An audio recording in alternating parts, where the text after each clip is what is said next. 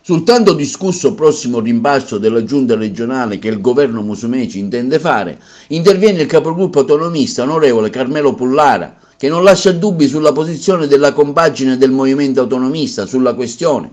Dopo un anno e mezzo, afferma Pullara, reputiamo comprensibile e condivisibile la volontà di un rimbalzo, ma un rimbalzo di comportamenti, di iniziative ben più urgente dovrà riguardare tutta l'Assemblea regionale siciliana, la produzione legislativa, il lavoro delle commissioni da cui dipendono i servizi essenziali per i cittadini, l'impiego delle limitate risorse di cui disponiamo. Mi sembra doveroso puntualizzare che il gruppo autonomista non intende sostituire alcuna persona in giunta, né io né tantomeno il gruppo autonomista accetta il condizionamento di interessi di partito o di correnti di partito sull'azione quotidiana. Siamo sicuri che il presidente Musumeci confermerà o sostituirà gli assessori in base a meriti personali e non certo per assecondare cambio o scambio o per premiare portatori di voti delle europee. Sarebbe auspicabile che in questa fase delicata e qualora lo ritenesse necessario il Presidente si consultasse con tutti i capigruppo della sua maggioranza. Intanto dice la sua sul prossimo rimbalzo in giunta Musumeci anche il vicepresidente della regione,